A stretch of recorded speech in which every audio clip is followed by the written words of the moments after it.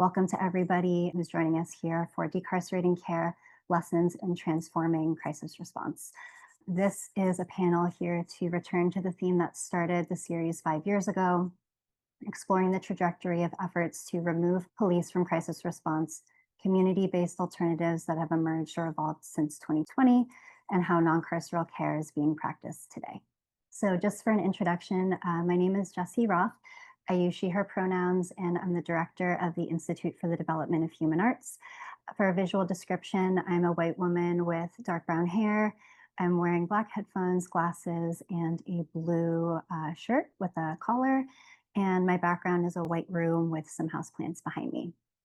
So we just want to open this event by doing a grief and genocide acknowledgement and give credit to Umu Saila for directly inspiring our approach. We're convening here for this conversation about decarcerating care in a time where there is a lot of grief in the world. There are multiple genocides happening around the world, and the work that we do to decarcerate care and to talk about transformative mental health cannot be disentangled from the wider, political context and landscape that we're in. So this is an invitation that if you are coming here with rage, with grief, whatever you are feeling, it is not only welcome in this space, but really, really essential to the work that we're doing together. A couple of notes on technology and accessibility. So as you can see, this panel is being recorded and it'll be shared with all of the registrants. We have captions available, and in order to access the captions, you should be able to click the Show Captions button at the bottom of your screen. You can also access a full live transcript by clicking View Full Transcript to the side there. We have 2 ASL interpreters joining us today, and if you'd like to adjust your view at any time, you can toggle between speaker and gallery. Just wanted to make a small note that due to Zoom platform limitations, if you are calling in on mobile, you might only be able to see one video at a time. So if you're unable to see the interpreter for a period, you might be able to change your view, and the slides will only be up just for the first couple of minutes. If you have any other tech concerns, questions, access needs, you can send a message to IDHA Tech Julia, named IDHA Tech in the participant list. And if you have any other non-time sensitive questions, you can email contact@idha-nyc.org. So for those who might be joining an IDHA event for the first time, who are we? We are a community organization consisting of mental health providers, survivors, activists, artists, researchers, and other advocates who have come together to transform mental health care. And we do this by advancing critical, effective, and scalable alternative approaches to mental health through collaborative education and community development.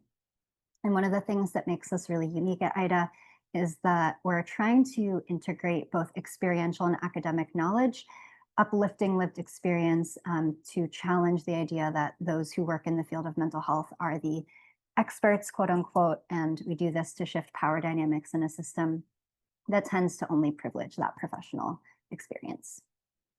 We have some community agreements for this panel tonight, and so I'll read them out loud. The first one is shared expertise and wisdom. Everyone brings their own expertise to the conversation.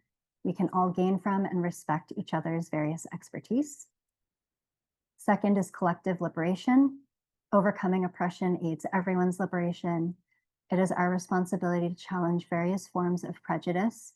We educate in the spirit of solidarity and hold each other accountable without criticizing who we are as people. And listen like allies. We respect a wide diversity of choices and perspectives, even when we disagree, and we don't judge or invalidate other people's experiences. The community agreements also apply to the chat, and a member of our team is here to help uphold these and may gently uplift specific agreements if needed. And I just wanted to say, I see some people starting to introduce themselves in the chat. Feel free to keep doing that. There's a prompt there, and we can maybe drop it one more time. It's really great to hear who's here. A couple of notes on disagreement, conflict, and harm. So, we're having a conversation tonight about decarcerating care, and we anticipate that disagreement can and probably will happen. And so during moments of disagreement or conflict as like a participant in this space, you can, these are some prompts that you can use to notice, where do you feel tension in your body? Is this from learning new ideas that challenge you? Or is this because something said or done in this space reinforces oppression? And you can use the harm response form to notify the IDHA team if harm happens in the space that you'd like us to address. There will be a link in the chat to that form, and we aim to address what surfaces within our space, but we may not have capacity to address everything or meet all needs. And we want to thank Spring Up for supporting the development of our approaches to conflict.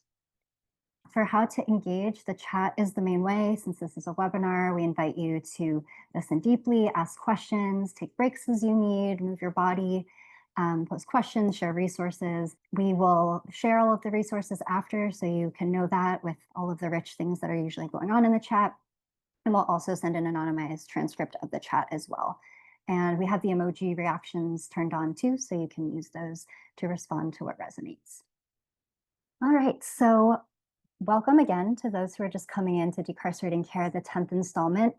Now that I've kind of framed a little bit of, the technology and the accessibility, I want to take a couple of minutes to just talk about the series and why we're here. And we're here to have, the conversation that we are about this particular theme. And as you might know, it's also like a milestone event for the series. It is the 10th installment at the 5-year mark. And I'm looking at my screen and I see Noah and Sasha, who are on screen with me, my fellow co-organizers for the first Decarcerating Care that we did back in 2020. I don't know about you all, but it's like pretty hard to believe that that was 5 years ago. Sometimes it feels longer, sometimes it feels shorter than that. But essentially, just to kind of frame, Decarcerating Care is this discussion series that we've done at IDHA that seeks to draw attention to the ways in which the mental health care system upholds white supremacist racial hierarchies and operates on logics of surveillance, coercion, and control. And so beyond kind of like visibilizing some of those ways that the field is carceral, we're also trying to advance a liberatory vision of care and crisis response that's deeply rooted in lived experience and is cross-movement. So trying to bring together people who are organizing, in med liberation spaces, disability justice, prison abolition, and so on. Our vision is one of liberatory, peer, and community-led forms of support. We've done 9 events before this one. We've had dozens of panelists. A lot of people have registered to join us, and we'll put the link in the chat to the landing page where you can find all of the previous installments. They're all on YouTube. I'm just going to speak for a couple of minutes here to kind of ground what was going on. I won't try to name everything. A lot was going on in 2020. Obviously, we had, the beginnings of what is an ongoing global pandemic, the racial justice uprisings happening in the so-called United States and globally. And sort of on the heels of all that, or in the context of all of that, there was a discourse that was happening, which wasn't entirely new, but was really loud at that time, where people, the defund and the abolish the police movements, people using different language, were gaining momentum. And in response, folks were saying, a lot of people were saying, well, let's replace the police with social workers. And so on the screen here are a couple of articles that are listed on our Decarcerating Care landing page that really kind of shed light on why this is not the way forward, right? That if we have an analysis that mental health can be harmful and carceral, then we could see this replace cops with social workers as kind of swapping out one carceral system for another. And so people who are psychiatric survivors, people who have been users, survivors of the mental health care system, the so-called care system, really have known this for a really long time. And so it was this inflection point of trying to bring more, visibility to this conversation about if we do, while we are talking about defunding or abolishing the police, but if we don't talk about the carcerality of all cages, including psychiatric institutions and other systems of confinement, then we're not actually advancing a vision that's liberatory for everybody and where everybody gets free. I think that's what I want to say. Just well, one more piece actually before I pass it to Noah is I want to give a shout out to the link that's there in the chat to an article that really inspired our thinking on the first panel, which is an article called Abolition Must Include Psychiatry, that was written by Stella Akua-Mensah and edited by Stephanie Lynn Kaufman-Tunkulu. Amazing article. They were both on the original panel. So shout out to them and all of the wisdom that went into that article and inspired us. So over to you, Noah, for what you want to share. Yeah, thanks. I'll just move to the next slide as well because it's has our first ever events. And yeah, it feels really special to, and also kind of surreal to be here with you all, and to be with you too as well in this, like, the many portals that we have traversed since 2020, right? Like, my God.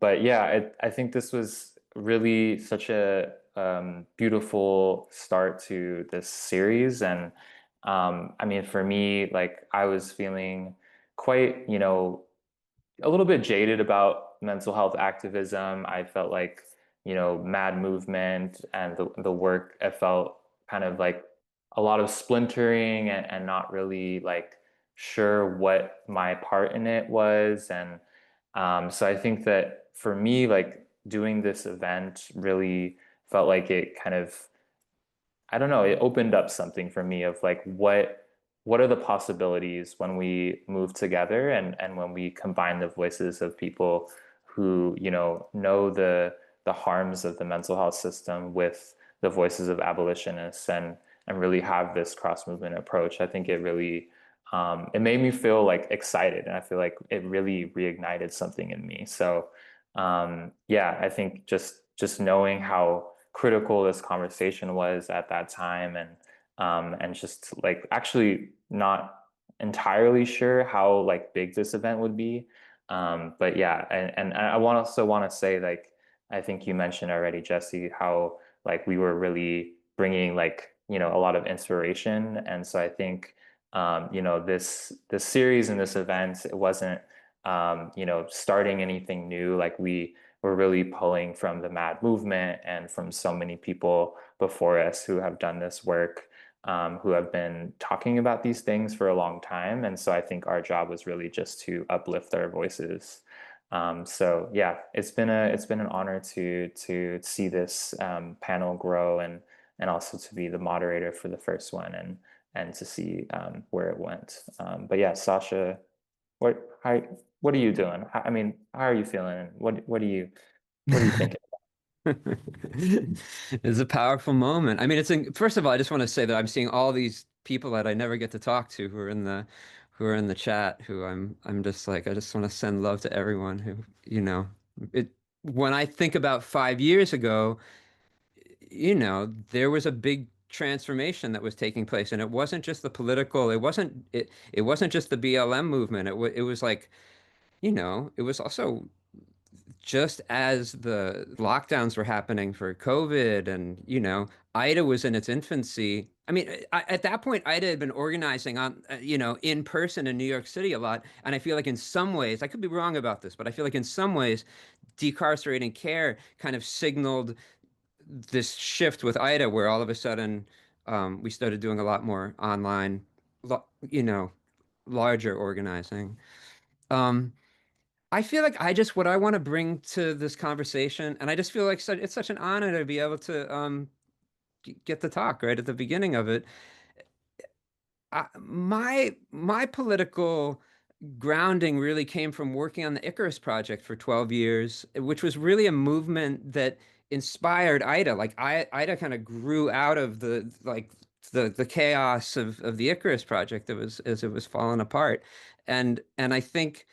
Um, just to say that there are all these people who in the mad movement who've been who've been marginalized for so long, and whose voices aren't taken seriously, um, that we were really trying to we were trying to get our voices out there, and I think it would be, if I didn't mention this, I would feel weird about it. I gotta say it.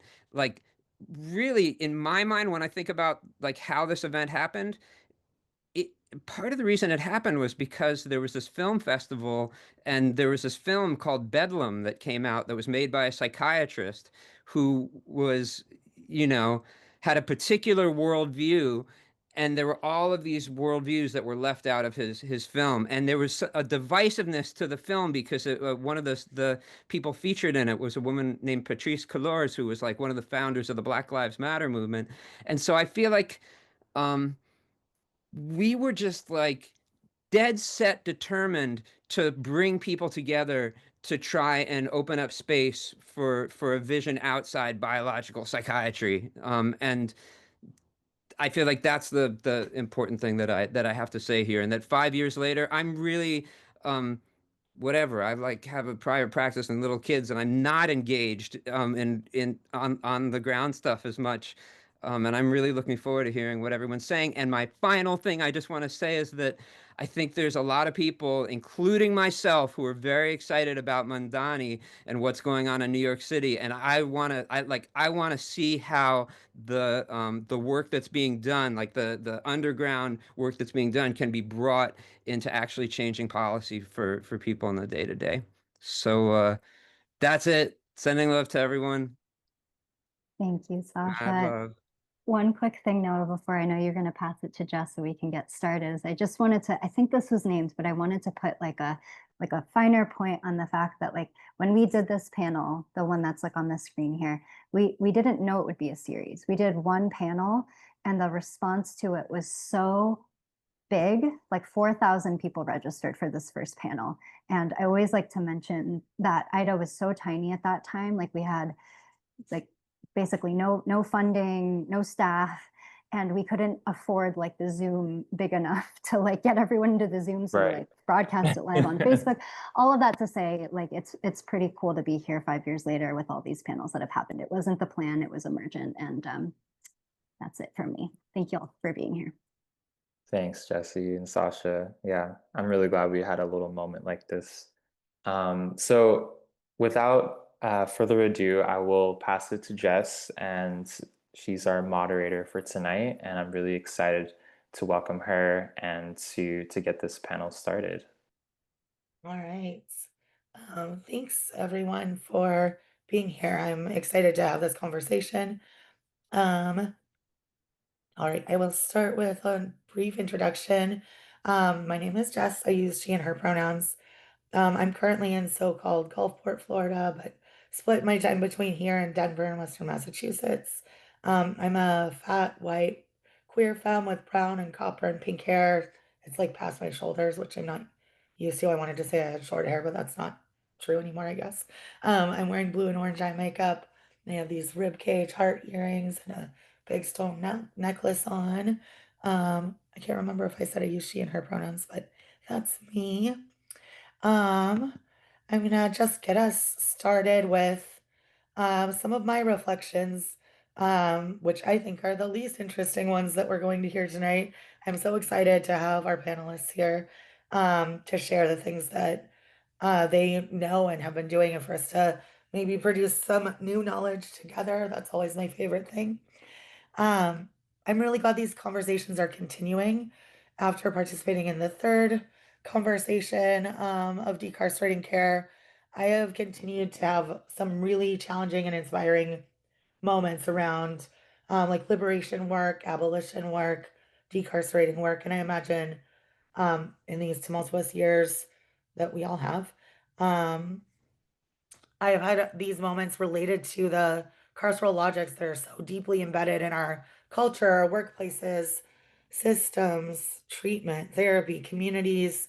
Um, and so, as I was getting ready for tonight, I spent some time trying to figure out how I could explain the ways that my perspectives about decarceration have evolved. And I found that really challenging because I feel like my perspectives about decarcerating, or maybe just the concept of decarcerating, is this practice of movement from something like carceration to something like abolition or liberation, or maybe through abolition to liberation. And there's this inherent dynamic nature of the term decarcerate, and it asks us to constantly be changing and reacting and adapting. So, of course, my perspectives have changed about decarceration, and I don't know if I could track all of those little changes over time or even really articulate well what the change has been. But I know that it changes all the time, and it changes because I am engaged in the work and engaging with people, and that this work is about all of us. And so it has to change based on our experiences with each other and learning what is carceral from each other. I hope that this conversation tonight is a way of, is a conversation that opens you up to change also in your perspectives about decarceration. I hope that moment to moment you're learning new things and adapting. I hope you can witness that being true in yourselves. I hope you can witness that being true in me and also in our panelists. Um, Getting ready for tonight, I also thought a lot about astrology, which is something I do all the time.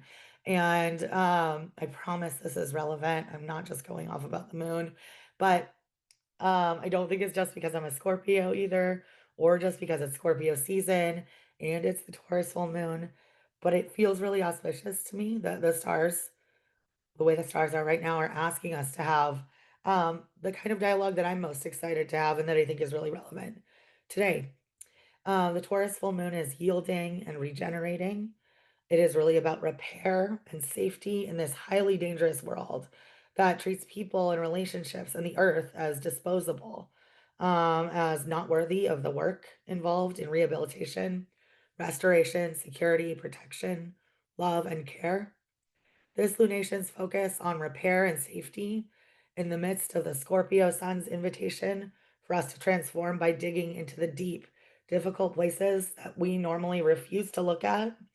That's exactly how I'm currently thinking about decarceration. Is that it's this work of restoration, security, rehabilitation, and love at a time where we're also digging deep into the hardest parts of humanity. I usually don't find the distinctions between things that are spiritual or scientific or academic particularly generative, because there's so many valid pathways to understanding. But I do want to address decarceration from perspectives beyond the scaffolding of astrology, and the astrology today that gave me the understanding I have right now by introducing some basic framing from some other disciplines. I think it's important to talk about empire. Um, Empire is rooted in the carceral logics of capitalism, colonialism, Satanism, racism, sexism, transphobia, homophobia, xenophobia.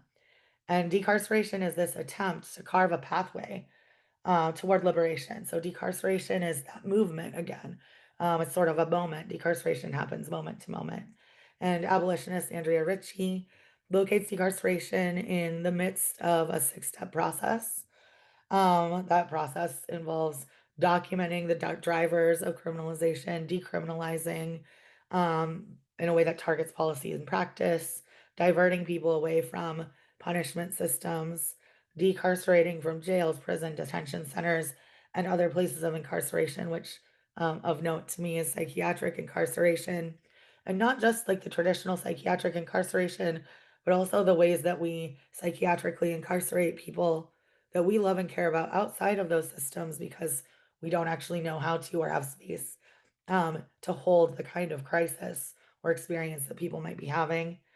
We are not exempt from being carceral as individuals. It's not just a system. It's inside of us too. Um, and then it's divesting and dismantling by reallocating resources. Um, I love the divest, dismantle part of this. That's, I mean, again, Scorpio things, I'm really into ideas about burning things down, but there's this important piece of dreaming, and having transformative approaches to preventing, interrupting, and healing from harm. Um, an author, Hussein Abdillahi, I'm not sure. I did a terrible job pronouncing his name. Bulhan believes that psychiatry, like any therapy, should be the meeting of two free people. This means that there is always an inherent work of balancing power in a system in which power is already always imbalanced. Um, I don't think that happens very often, or maybe it can't happen within this system. But ideally, if we are providing care in a balanced way, we wouldn't see carceral logics so deeply embedded in our systems around mental health and care. But currently we do. Um, to me, just decarceration is not the same as liberation. Liberation is an end goal, and it's an end goal that's rooted in values. And those values include bodily autonomy and sovereignty, community, interdependence, safety, love, and many others. Liberation is not an entitlement to a life free of pain or discomfort. And the pathway there to liberation, in my opinion, always will include quite a lot of pain, definitely some discomfort, violence, rule breaking, disorder, and disruption. So to me, this means that decarceration will also include those things. Liberation work is messy. Um, I think it is work that has been complicated, it's been imperfect, and it will continue to be. All struggles for liberation are intertwined, and in this moment, while we are all here talking about decarceration, it's important to acknowledge that the genocide in Palestine, Congo, and Sudan are still raging. We see piles of Palestinian bodies every day right on our phones. ICE is knocking down the doors of our neighbors and kidnapping and disappearing them, which feels particularly close to me when I'm in Colorado. Liberating Palestine, Sudan, Congo, Libya, and other indigenous sovereignty movements, abolition, queer and trans liberation, black and brown liberation, and mad liberation are all connected. The monster of empire is not attacking us from one angle, and resistance and revolution require a diversity, many strategies and tactics. So to do liberation work well, we have to be capable of both solidarity and dissent. And tonight it is my hope that we will disagree and grapple with our differences of opinion in a way that is generative. I think we can hold disagreement and difference when we are aligning toward a collective ethics and liberation. I have been called into my ethics repeatedly throughout my career and movement work, and I love my colleagues and comrades for demonstrating the deep care and solidarity it takes to do that. I've been called carceral, either directly or in conversations that I was not a part of. And sometimes that's been true. I have also called in my community comrades, co-workers, conspirators, co-conspirators, collaborators, and we won't be sustainable if we cannot be critiqued. So tonight I would like to invite us to remember what I first learned from Vicki Reynolds, that critique is care. Disagreement and difference do not need to be conflict. Um, as I'm nearing the end of my opening remarks, I thought I should also throw in a little anarchy, start with astrology, end with anarchy.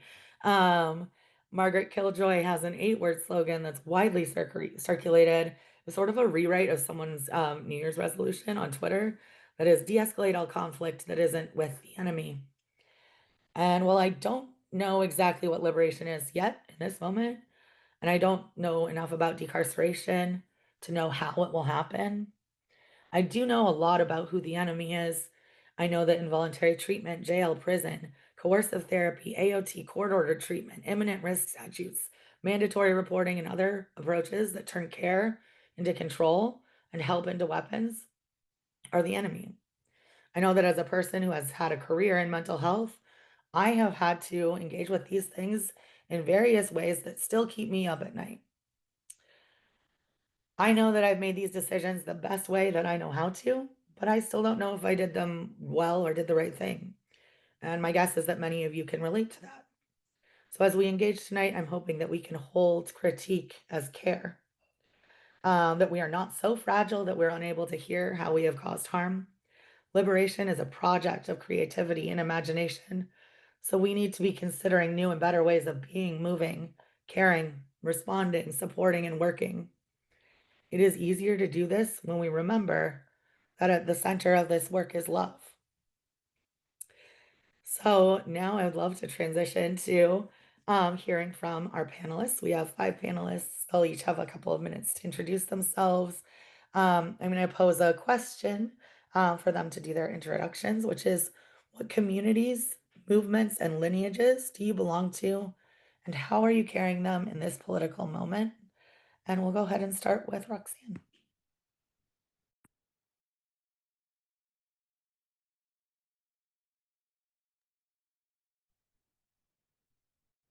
Good evening, everyone. My name is Roxanne, or Rox. I use the pronouns they and them. I'm coming to you this evening from Minnesota, the ceded land and territory of the Dakota and Anishinaabe people. I have these amazing red headphones on that I'll be sporting throughout the evening. And I have true to Minnesota form. I have some, Paul Bunyan plaid on with red and black highlights. And underneath that, I have Napheesa Collier Lynx Basketball t-shirt on. And the question about who are my people, where do I come from? I've spent the last many years as part of the core team for Relationships Evolving Possibilities, or REP. If you see rep in the chat, that is my colleague from rep, not me. We organized really quickly after the murder of George Floyd. In fact, many of us on the core team were already doing, COVID activated mutual aid type things. As we were pulling together the organization or the entity, we learned from many, many folks along the way. We did research and learned about, Freedom House in Philadelphia. We spent time talking to folks in CAR. We spent time talking to folks in Oakland First Mental Health, and so in Cahoots. And so we spent a lot of time kind of learning at home in the everyday world. I spend most of my time organizing with Black Indigenous folks who are queer in their alignment or their identity. And I feel like that gives a good roundabout about who I am and what I do. I love artists. I organize a lot in the arts world because I really believe that artists and Black trans folks are on the front line of every social justice movement. And I like to spend my time in those communities. And I'll pass to my next person. All right, Stanley. Hi, so my name is Stanley. I use she or they pronouns. I'm coming to you from Rochester, New York. I have on a black jacket, yellow shirt, yellow plugs, and black hair, black skin. So I grew up in Ghana. So I grew up learning about Kwame Nkrumah, Pan-Africanism, the anti-colonial struggle, and socialism. Even before I could utter words about what that really meant, I deeply knew and understood those concepts by looking around me and learning about people who looked like me, really fighting for liberation and being willing to give everything to ensure that their communities could live on and be safe and whole and thrive. So I learned that the work has to be done with love. Love has to fuel everything we do, understanding that people with lived experience are really deeply equipped to lead whatever fight it's on. I worked as a mental health counselor for a while, worked in the local correctional facility, and quickly learned the the issues surrounding mental health practice and the level of carceral um, training essentially that is grounded in that work. So that quickly moved me into being an abolitionist and being grounded in the practice of radical imagination, being grounded in the practice of radical hope, and also being dedicated to studying, learning, coming at problems using ingenuity, experimentation. And yeah, that's me. I will pass it back to you, Jess. All right, Zay, you're up. Hello. My name is Zay Okaronta. My pronouns are they, them. I am zooming in from Ho Chunk Land, which is actually Dejope, also known as Madison, Wisconsin. For a visual description, I'm a biracial Nigerian Afro-American person. I have two curly Afro puffs, sterling silver, like moonstone choker necklace, I have winged eyeliner. I'm in a black sweater and I have a blurred background. Trying to make sure I hit all these points. And then currently I'm the director of Solstice House Pure Respite. We're a non-carceral, liberatory focused space and a crisis alternative. That's not who I am, that's just what I do. I also do some stuff with non-carceral warm lines. I run a Mad Pride space called Living Madly and Beyond. And for communities and movements and lineages, I'm a second generation Igbo person. I see myself first and foremost as a mad person, honestly, living in these times. I'm queer, I'm non-binary. I'm having a difficult relationship with the movement question. I'm going to be honest lately. There's so much fragmentation. I'm connected to harm reductionists and transformative justice spaces, have done some work in alternatives to policing, but when I think about movement, mad people have kept me alive. Disabled community has really held me together in times of upheaval. And my cultural heritage, being West African, my stepfather being an Anishinaabe, Ojibwe, those things have kept me grounded in who I am. And I think there is a question for me of when we say like lineage, like what history do I want to be a part of? And with so much divide, I'm having a hard time figuring out like what lineage I want to be a part of. But what I do know is growing up, the movement, we didn't call it anything back then. It was just like goth emo kids like smoking cigarettes in a skate park and doing drugs and skipping school. So those are my people. um, for me, it's like the weirdos, the freaks, the eccentrics, the strange ones. That is the movement and lineage I want to be a part of, no matter what language is being used or what work people are doing, because those people are up to the cool shit. So yeah, I'll hand it back to you, Jess. Thanks. I appreciate that idea of being connected to just weirdos a little bit more than some of the movements. Because some of the movement stuff is rough these days. All right, Mimi, you're up next. Thank you, Jess. Hi, everybody. I'm Mimi Kim, and I am right now in Tongvan land, which is Los Angeles. I am an older Korean American woman with mid-length black hair, hoop earrings. My reading glasses are on. I have a black tank top, and then the background is not my room. It's the screenshot of a Joshua tree. It's beautiful. I think like so many people, I have like different entry points to think about when I think about my people, my lineage. I am Korean American, daughter of immigrants, one from North Korea, one from South Korea. So I feel like I am from a lineage of beauty, but a lineage of war and separation. I'm here because of the war and because my family was fleeing violence. And it is something that's often forgotten when we think of who we are as immigrants. I was working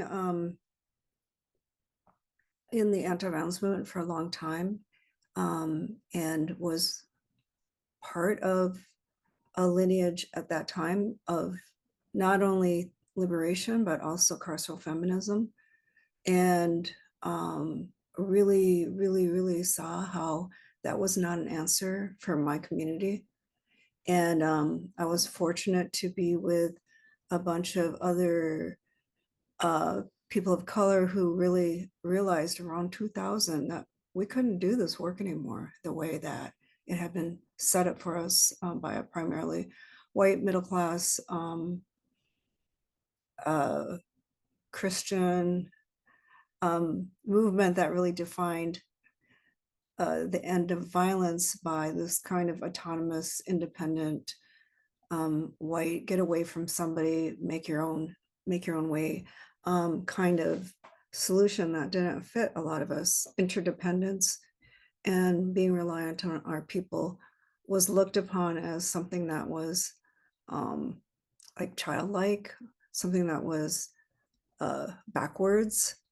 And I think what a lot of us thought that was actually that's where we get our strength.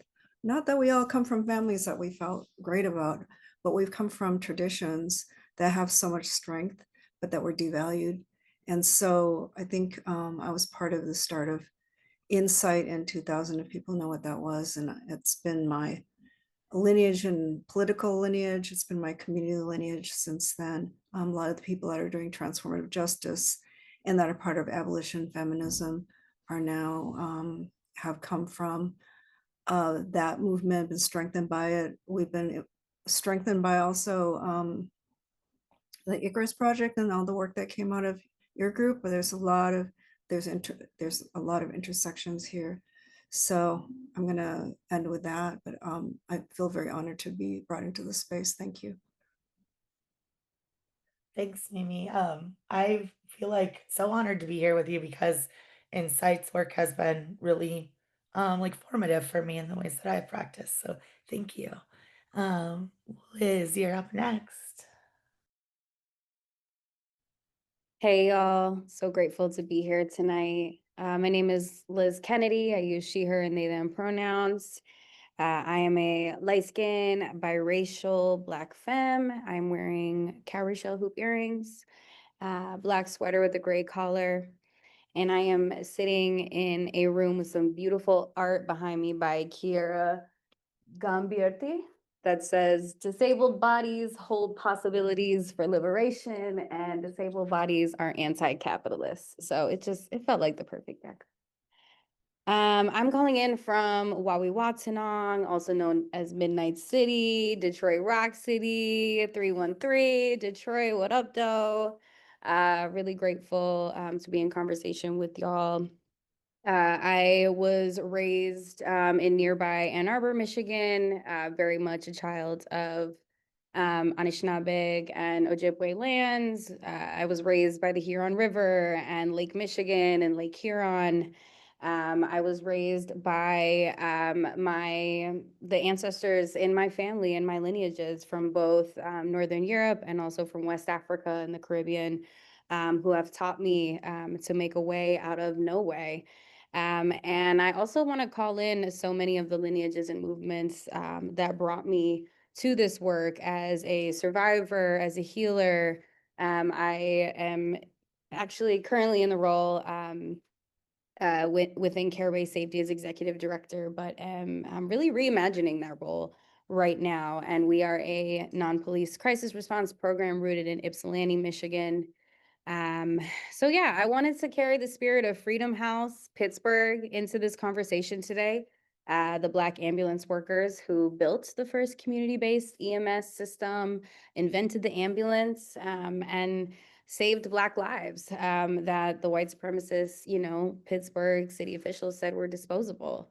I also carry the legacy of sex workers and survivors who created underground crisis hotlines and shelter networks. So many of the mutual aid infrastructures that we build upon today. I want to call in all my harm reductionists. That's a big part of what I do. So many of my loved ones use drugs. I have lost so many people to drug use. So I really want to call in, all of the drug users and the harm reductionists who, smuggled Narcan out of the hospitals in the 90s so we could get that into the community and saving lives. AIDS crisis responders, I am a queer lesbian. That's really important to my identity. So all the queer trans folks, all the, folks with disabilities who built networks of hospice, food delivery, other care networks when the state abandoned them, that was also crucial to seeing work like Care-Based Safety survive and thrive. And then finally, of course, I want to carry forth all of the MAD and neurodivergent folks, all of the organizers living with disabilities who have refused psychiatric violence and built so many new language, just have built new language and frameworks for abolition. And since we have Mimi Kim on the call, you know I got to shout you out and incite and just show love and gratitude for those of us who gave us the language of abolition. Abolitionist feminism. I come to this work as a survivor of domestic violence and IPV, and I didn't know that I deserved more. And it was really through my own attempts to keep myself safe and my loved ones safe as a queer person of color. You know, I was like reading the Insight zines and reading Shira Hassan zines, and that was my entryway into this work in so many ways. So yes, grateful to be here.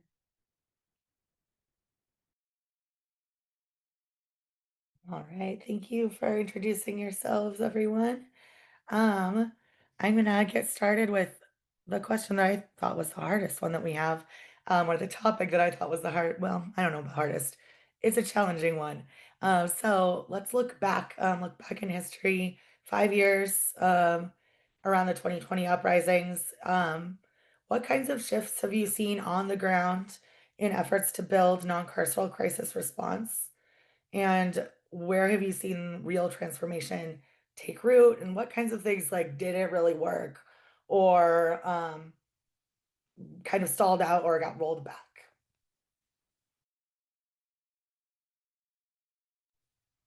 You all can jump in. I don't have to call you in an order.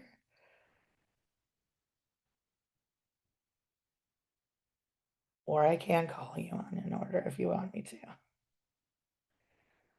All right, Mimi, you want to jump in on that one, or Zay?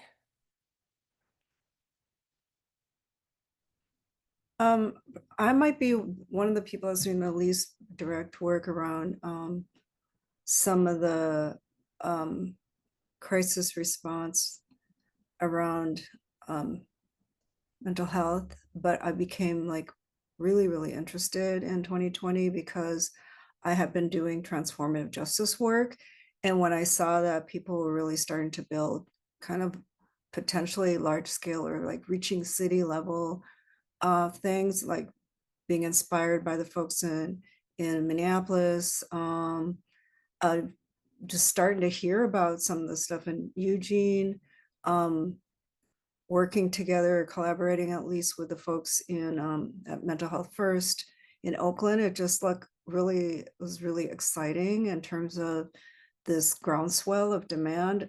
Also not being so naive to think everything was going to go great. It was like, let's see what happens and let's be smart about it. And let's like not just think that, oh great, they're finally understanding us. I'm sure nobody here thought that, but some people were. And you know, we had our little friends in little places of power. And I just was like, let's, you know, for me, I wanted to think back, like sit and think and talk to different folks that were starting projects or maybe that were around for a while, like cahoots, to be like, what are the different parts of this? What are the different places where you can actually do something liberatory, or where you're going to get caught in a trap potentially? And I just thought that was going to be so useful for all of us doing any kind of work where we wanted to build up and really create real solutions for our people. And for me, that also includes things that maybe are more around transformative justice and responses to violence, although these things completely intersect. So it was a moment of excitement. I think I was already had my little pessimistic hat on, like, this is not going to last long. So let's jump in. Let's really talk to each other. Let's be analytical about this with some political strategies. And we're going to make mistakes, and let's talk about them and learn from them, and also learn from what we're doing. And that, I mean, that's what you are all doing in 2020 with this first conference. That's what we're doing right now, 5 years later. That's like a whole world of difference right now, right? I mean, the political backlash is incredible. And then yet a lot of things that we started are even still there. Some of them not, some of them disappeared. Some of them we're like asking about right now. So I think in terms of my own transformative justice work, it was a bit of a lull because we weren't included in a lot of the mental health crisis response. A couple programs have. I know that Cambridge Heart, for example, mental health first, but we went another, like, this whole restorative justice track started. I could talk about that in maybe some other section, but I'm really I really, really think this work is so important. So that's from my vantage point. Thank you. I tag in with Mimi in that, personally, I felt a little skeptical. And then I think, I got a little hopeful because, especially in Minneapolis, we saw this influx of money and, people kind of signing on and, saying that they wanted to change things. We had lots of organizations and nonprofit and for-profit folks, wanting training, wanting to learn about de-escalation, wanting to learn how they could do mutual aid better. In the city itself, we saw governmental structures kind of funding these groups. I now call those groups the colorful shirt crew because they set them all in different parts of the city, and each one of them had a little bit of a different idea about how to approach, interacting, and this idea of safer streets. And they all had different colored shirts. Personally, think they were all crap. None of them really got full training. None of them really, had a way to engage with the community because, those groups started, paying folks $12 to $16 an hour and putting them on the street without a bunch of training and without the relationships really needed to interface with the businesses and the community members that were hanging out, that were using the businesses and things like that. And so what we've seen now is kind of a crumbling of that part of the structure. There's been, fraud called and, more harm done than, not, and those kinds of things. And then I think nationally we see the same kind of things where, there are some kind of like pop-up things happening in some longer term institutions kind of going away that may or may not be from the influx of other orgs or institutions or entities. I think that, when you have, something that's been long standing in the community like Cahoots or mental health first in Oakland, and then you have these influx of little groups, it does some destabilization of those bigger groups. In Minneapolis, I think that we've been somewhat lucky in that we have some groups that have been doing this work for a long time, before 2020, before the uprising. So we have some really great harm reduction groups like Southside Harm Reduction and the Minnesota Transgender Health Coalition, who have been doing things like syringe exchange since the early 2000s, before syringe exchange was even legal in the state. And so those institutions have been here for a long time.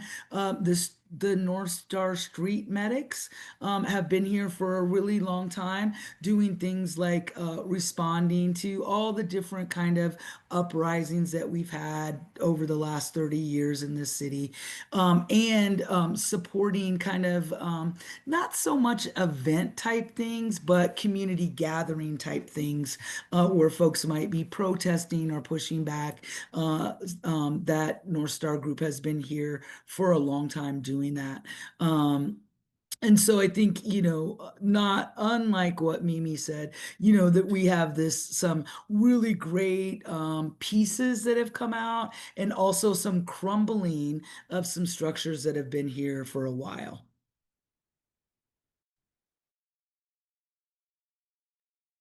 Zay, do you have things you want to add there? Yeah, so I guess like to like to contextualize like how I'm gonna, I guess, talk about it is like when I think about non-carceral crisis response, I don't want to just talk about things that are funded or things that are through like nonprofit structures or like organizations doing project-based work. So I actually happened to stumble into like the lived experience, like peer support realm, while I was on disability, on a medical leave, self-detoxifying and withdrawing off of a psychiatric medication. And I had like no clue what any of this stuff was. And I had just like taken a peer training to like add it to my resume, like, I'll just do this little community-based thing.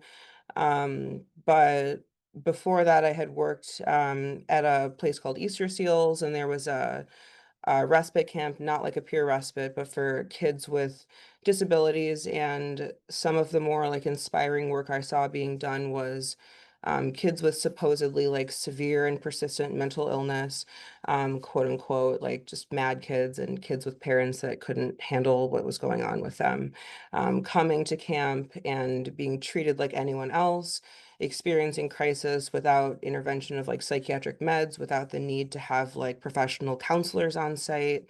I also did some like program assisting stuff in a restorative justice program that was working to kind of train officers not to ticket kids for doing stuff like shoving each other in the hallways or like stealing backpacks. And when I got into peer work, it was like, oh, like there's a term for this, like there's a word for this, I guess, like people are paying for this thing. It's so strange.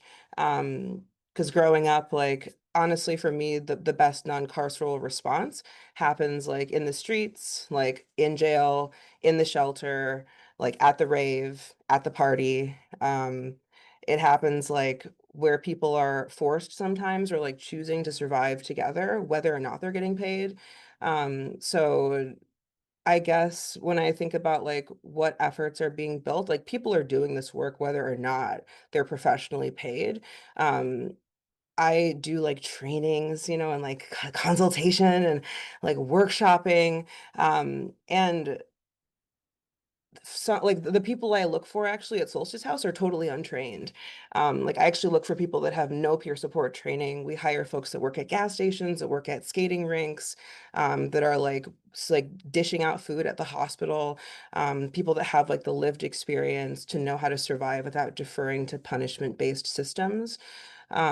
So the things I think that are like being seeded that like I see working are like non-carceral peer respites that are not taking Medicaid, not taking state-based funding, that doesn't require things like documentation, surveillance, clinical notes, client assessments. Those things are excellent. The state peer run warm line in my state that I worked and built with Peer Pride has been sadly defunded. That was at one point a non-carceral resource. Um, I've seen a lot of efforts to also build and scale things like alternatives to suicide models, hearing voices groups, um, community centers, honestly, that are committed to navigating conflict within the community, library programs, extracurricular programs, leisure-based programs. A lot of the non-carceral work is actually being done way outside of mental health. Because even if people are claiming to do like street-based rapid response, they're not equipped to work with mad folks or people who use drugs, and they get really carceral and weird when like those situations come up. So I've actually been really disappointed by models that like claim to be drawing from like Cahoots or Star, things that are like emulations, but actually end up being repackaged, medicalized, kind of like fancy, trendy, sexy, false representations of non-carceral work. So it's actually kind of difficult sometimes to know where the true work is being done. But I do know like certain organizations, certain people who are committed to doing the work, but I couldn't speak to like a specific structure or institution or model that's holding itself really clearly because there is so much co-optation. And I know that's coming up like in the future, but yeah, it's a hard question. Yeah, this one's hard for me, and I want to speak to a couple of the things that folks said. One is that there's sort of a question about is this a trap? And my perspective is that like anytime the state gets involved, yes, it's a trap, it's a trap. Um, and some of it's a trap that some of us have seen coming for a while, a specific kind. It was like kind of waiting for the opportunity, right? Oh, so this like specific kind of trap that's like, oh well, what if we pay you to do this? But also you have to have a certification, and it turns out this certification requires you to call 911 or call the cops or lock people up yourself, or now you need this training, or now folks in the community who are doing this for each other aren't allowed to. It's illegal for you to do it now. Like that's the kind of thing that I think has been um, the state and other movements that I would see as in opposition to decarceration. Um, they're ready for those moments. They're ready to capture those things and pull them. And so um, it's complicated because we live in a world where we like have to survive capitalism, and you want to do work that's not like totally soul crushing or whatever, or whatever. That's maybe not the right way to say that, but it's hard. Like liberation work doesn't usually happen in your paid labor. Like that's not where the revolution happens. And so when we try and blend those things, the state loves that moment to come in and be like, let us tell you how to do that better. Have you wanted this professional coaching? And what I've seen is that as the like strategy of co-optation that's happened over and over and over in different ways, but also really happened around crisis response. And I don't need to get into a bunch of detail there, but that's I think you all spoke to different kind of components of that. Um, I would be interested in hearing a little bit about some of the like non-carceral kinds of programs or ideas that folks have, and maybe want to uplift Stanley, Liz, if you have some ways you want to contribute there. Yes. So since 2020, we, in response to the murder of George Floyd, Free the People Rochester was created. Little did we know at that point that Daniel Prude was murdered by the police department here, a Black man experiencing a mental health crisis. Family called for help and he was killed. So we connected with folks across New York State, recognizing this wasn't an isolated issue in Rochester. It was something we're seeing across New York State, but also across the country. So we decided that we were going to try to work on all fronts, right? Like, let's try the state angle. Let's see what would happen if we wrote a law to use our tax dollars to fund some of these programs. Let's try to seek out private funding or do it through volunteer and build something out on the ground and see what happens. In creating the vision of a peer-led non-police crisis response program, we talked to several people across the country and in New York. Tim Black, everyone knows Tim Black from Cahoots. We talked to him. We talked to Jason from Rep, amongst several people, Gerstein, different people using different frameworks, including it being funded by the state, being funded privately, or being done in some volunteer capacity. So we're now at the point of launching our crisis response program. It's called Healing Outreach Peer Engagement First Rochester. It took us a while to come up with that name, and it spells out Hope First Rock.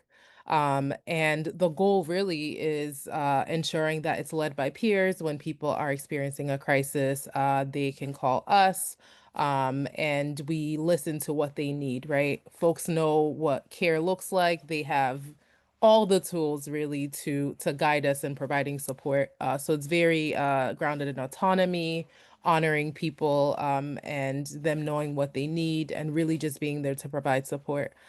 So we're excited about implementation, but some of the things folks have touched on, there are some struggles, right?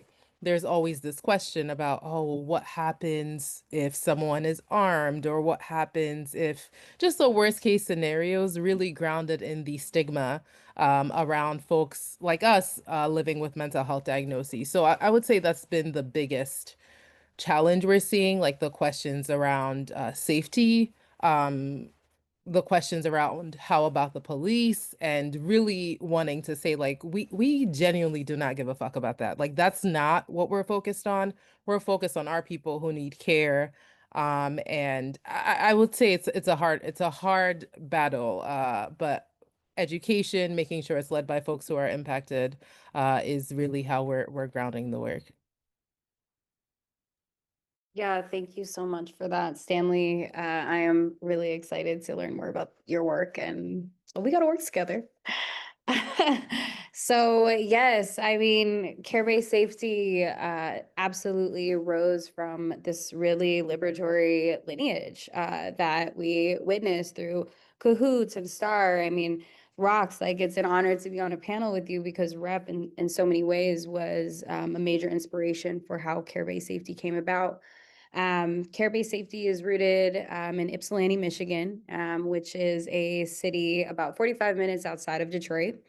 And it was really born out of over a decade of organizing around racial justice, really needing to end the overcriminalization of Black folks, poor folks, folks living with disabilities in our communities. And it all kind of catalyzed when Ara Rosser, a Black woman, a mother, was murdered by Ann Arbor Police Department over 10 years ago. So that was really a moment where the community came together and said, okay, enough is enough. We need a better alternative.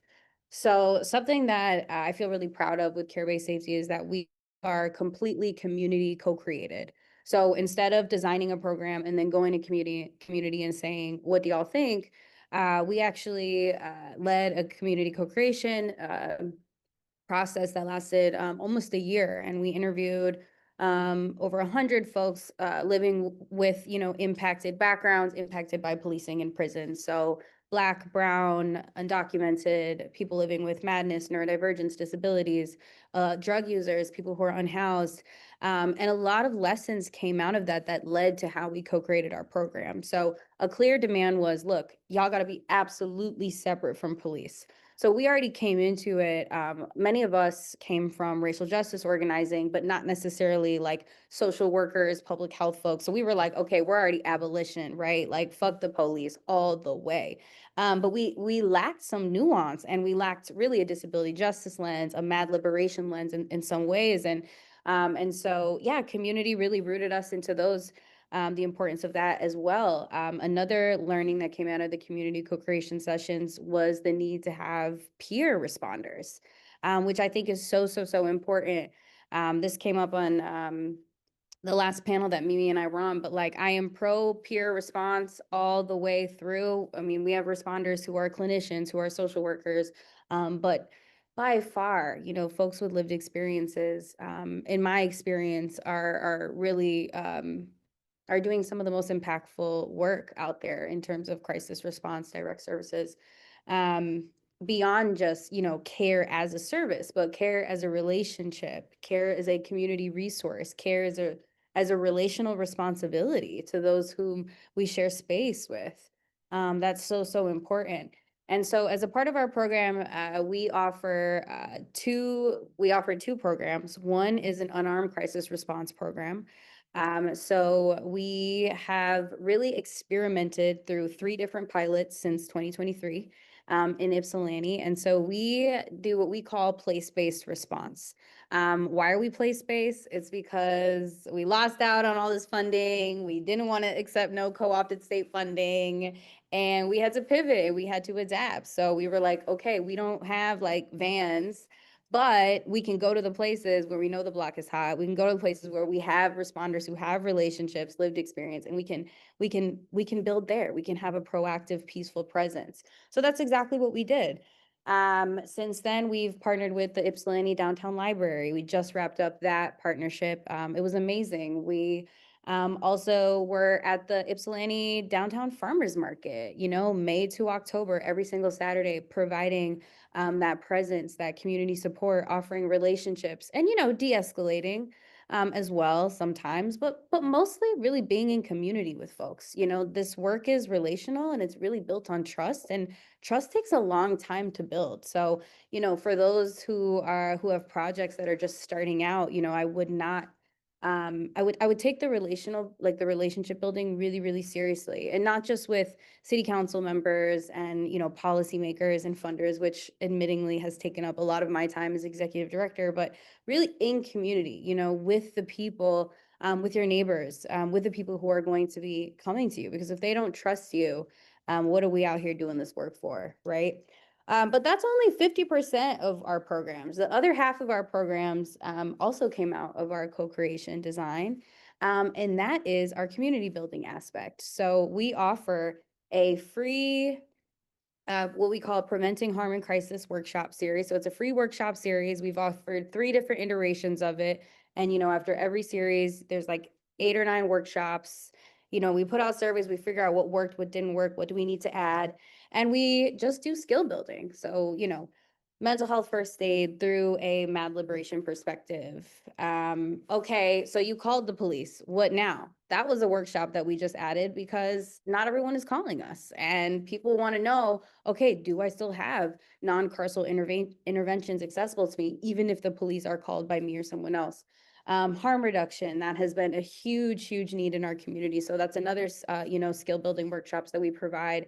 And we do all of this so that we're not just providing a one-time crisis stabilization or intervention through our actual crisis response program, but we're also building and really investing in our community capacity to respond to harm outside of police and prisons, outside of care-based safety, right? So it's not just about, okay, who can call when crisis is coming, but okay, I know how to de-escalate. I know this person, I know this baby needs food. I know this survivor needs a hotel room tonight. Like teaching all these different ways that, you know, care is the antidote to violence, as Sayeda Hartman says. So that's a really big part of how we think through our abolitionist frameworks to crisis response. And then finally, I want to speak to advocacy. I think that's so, so, so important. And I love that this panel is grappling with those tensions between, you know, nonprofits versus grassroots. And, you know, we use the language coined by Shira Hassan of, you know, being a politicized social service, but like, it's hard, you know, we have to stay in political education. We need to stay checking ourselves to remain ideologically vigilant and rooted in our values and our mission. Absolutely, you know, we know our movements are being co-opted and defunded and criminalized at every turn. But I would say advocacy is super, super important because we can't just focus on the downstream crisis stabilization. We also need to work upstream. We can't just, you know, keep trying to do one-on-one interventions when people are stuck in chronic states of crisis. So, you know, we're a crisis response organization, but we also do housing justice work. You know, like our partnership with the farmers market came out of a need to really bring, you know, more nutritious foods to people, and recognizing that that was like intrinsically tied to the type of crises that we were responding to. You know, food justice is that safety, access to, you know, we've done like yoga, we've offered, like we had a rock band come out one time, like we've had a circus show because people need space to like be in leisure, to be in community, to laugh, to experience joy. Like all of these things are also safety. And we've actually lost out on state funding due to our emphasis on community building. Ann Arbor City Council, when they rejected our application for ARPA funding, they were like, care-based safety is just going to be spending, you know, public dollars on dance parties, like in parking lots. But we know that safety is not just a one-time intervention, but is so much more than that. It's dignity, it's access to affordable healthcare, it's shelter, it's kindness. So those are just some of the ways that we are experimenting with decarceral frameworks. Are there other folks that wanted to jump in on this one? All right. I was, oh, sorry, go ahead. I guess I could talk about like Solstice House. Sorry, this question, to go back to it. So I oversee a non-carceral peer respite in Madison, Wisconsin called Solstice House. I think peer respites in themselves, when they're done like with recognition of the historical model, should all be non-carceral, because of like funding and all the politics. That's not always possible, but in my state, we're fortunate enough to have money carved out in the governor's budget that doesn't require us to do things that um, but I guess like compromise that. So yeah, we're a peer-led, community-based, we're peer-led, peer-operated, fully peer-run alternative to crisis response. We are entirely divested from 988 and 911. We do not call police or any third party or any outside responder for any reason on behalf of another person without their consent. And even if they're requesting that of us, like we might not be the folks to do that because we're also other mad people. So that might be weird. So we can't do everything for everyone. We're not trying to take the place of crisis response services, quote. Like, I want to be clear about that, because I think when people think of non-carceral crisis response, sometimes we get into creating a system as an antidote to a system that's already broken.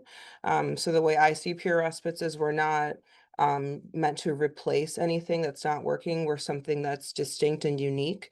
So our warm line also is a little different. We're not just for isolation and loneliness. We're shifting over to supporting people that are experiencing in the moment or at risk of an unwanted third-party intervention.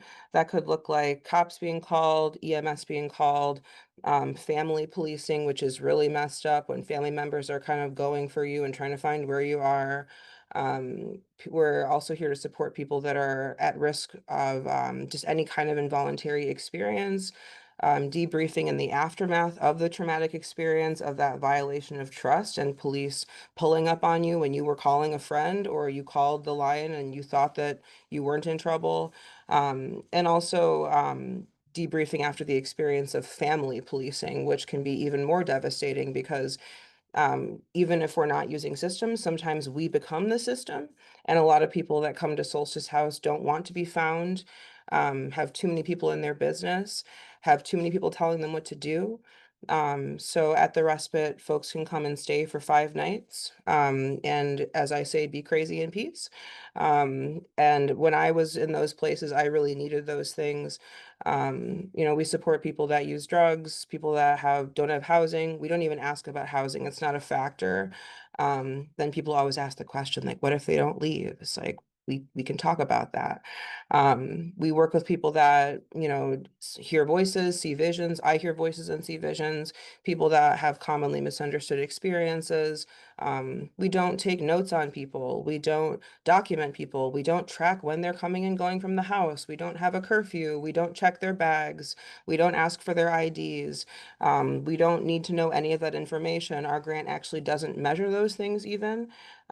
So, I think, and the other piece too is like, as a crisis alternative, we actually don't measure things like safety. What we do measure though are capacity, I think. So like when we work with folks or when we connect with other people that also have lived experience, we're looking at, honestly, for me, it's like building resilience, building rebellion, building like the embracing of non-normativity, the potential for self-expression, the preservation of someone's autonomy. Because when I was like losing it per se, and like nobody was really there for me, and I was afraid to call any crisis response, even the ones that claimed they weren't going to call the cops on me, what I really wanted someone to tell me was like, actually, you know exactly what you're doing with your life. All your decisions make perfect sense, and you know how to handle, what the hell you're doing with your time. So we really work on just validating what's going on with people, not interfering with what's happening in their situation, and minding like the saviordom that comes up when we're in crisis, because systems will give us solutions and you can case manage and navigate and provide resources. But what systems don't give you is time. everything is time bound. So at the respite, it's like we're looking to stretch out time, like in that relational time space, emphasize rest and expression, and give people an experience that actually can't be replicated outside of the respite. Because they can go anywhere and Google stuff and get resources and apply for things, but very rarely will you be in a community where you'll be listened to without someone becoming afraid of what you're saying or afraid of what's going to happen next. So that's kind of how we're practicing it. And it's a lot easier than it sounds. Those are like the fancy words. It's way simpler. Speaking of time, I just looked at the time and wow, it's going so fast. So I have a couple of things that I want to pull out related to things I've heard a number of times tonight. One is I want to talk about like the idea of like what is a peer? Because lots of people are talking about peers doing this work. Um, I I believe very firmly in peer support. I think it is really important. Um, I do not think that peer support in and of itself, in many iterations, is not carceral. I've found peer workers often to be extremely carceral, depending on their training and background. I have found that just because you have shared experience with someone does not mean that you can, provide good service, that you can have a liberatory approach. And sometimes we use the word peer and it means a lot of different things. One of the things that I've noticed since 2020, and since, the emergence of 988 in particular is that the term peer is getting really controlled. What it means to be a peer is becoming more controlled. And it's becoming more controlled in a way that's disappointing at best to me, I would say. And makes me think of one of the questions that came up on the chat about sort of the accessibility of the work, and accessibility of sort of the movement. Um, because I think one of the ways that the mental health industrial complex has tried to say they're doing sort of justice or liberation work is by being like, peers, we have peers. Did you see the peers? Look at them doing peer support work. We've got it all covered. Never mind that we like don't fund them. Sometimes they're not even getting paid. We're like trading for services. We're not training them. Basically, we're like, oh, if anything gets really serious, make sure you call your clinical supervisor. I know that's not what's happening everywhere. Um, but like peer support work's not really always liberatory. And I think it's a really important practice to get it there. And um, the more controlled peer support is, the less likely I feel like it is for peer support to work really well. Like I have worked in this field for my whole career, and I feel like the best peer support work I ever do is when I like get my like crazy substance using friends to go on a weekend in nature with me to hold each other while someone wants to die. And like that's not really what people are talking about when they say peer support most of the time, although it's probably what you all are talking about a little bit. And um, so I wanted to sort of connect this idea of like, what is a peer? And then also, um, how do we make sort of bridge this gap between like sort of this ideological space where we're doing this work, and the practice space and make it accessible to people?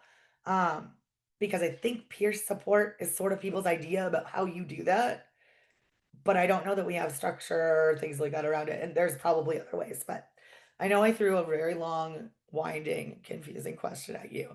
So if we could just talk about anything related to sort of that definition of peer support, what does it mean to do that in a decarceral way, or can we, in this system, I guess? And then how do we make this work accessible? Anybody want to jump on that? I'll take that. I'll start it off. At REP, I think we started as peers. And what I mean by that is that the five of us made a 10-year commitment to one another based on our relationship. And very much like my colleague panelist and state neighbor said, like we created this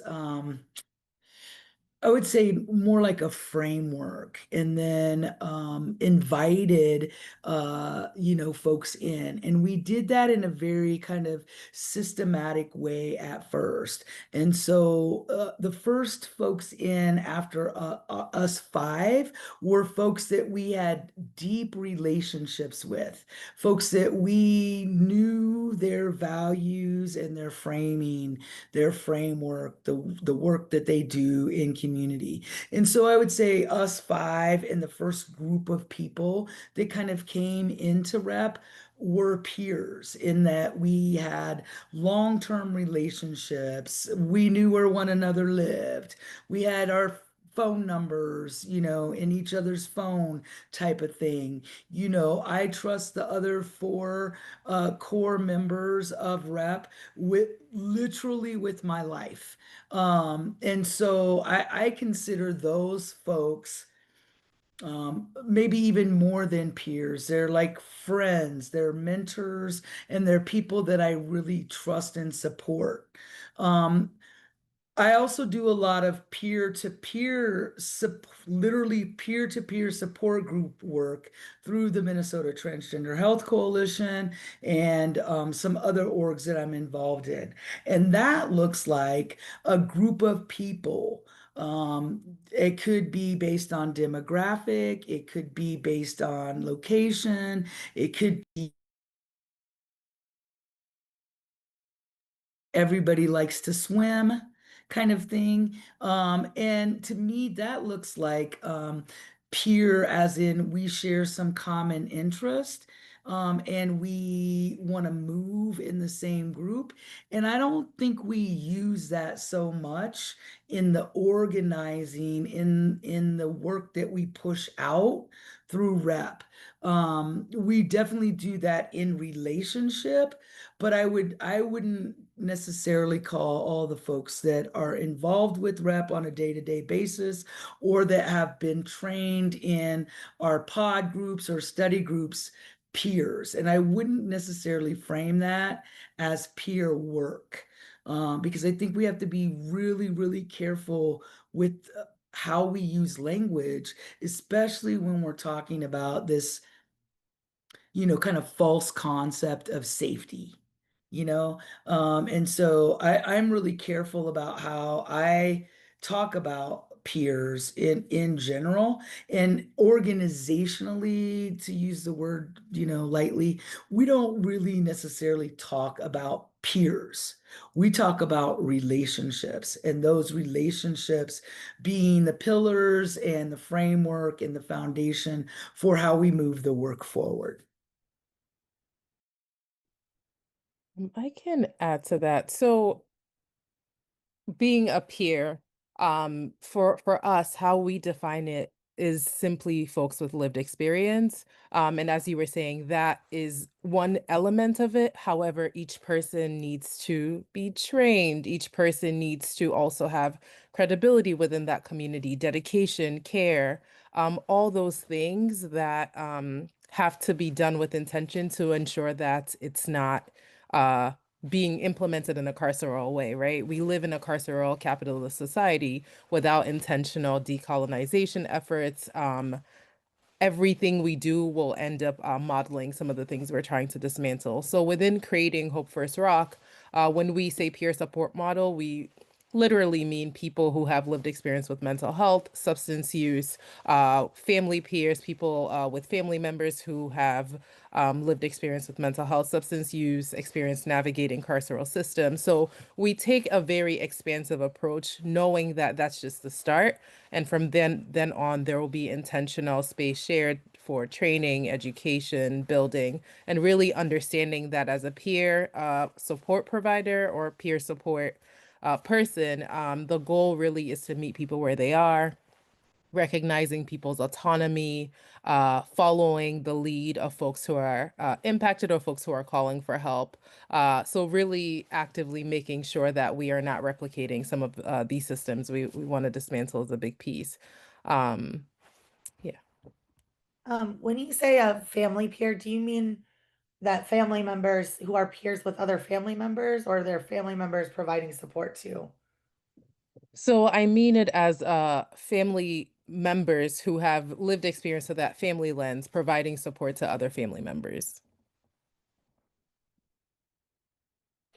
Thanks And I for think letting me know the some the spaces need to for talk. distinction is recognizing that as a family member, right, you have frankly a different experience than what a person with lived experience has. So it's important to honor that, and also again make sure each person who enters this work is intentionally trained and brought into a movement where there's constant learning, constant evaluation, and a real dedication to growth. I wanted to clarify that as I've looked at like the legislation related to 988 and the definitions of peer support, a lot of states just chose to define peer support as you can be a family member or a person with lived experience to provide support to people in crisis. And so I was interested in your distinction there because I think it is a really different experience, and family members supporting each other is good. I don't think it's quite the same to have a family member supporting an individual in crisis. So thank you.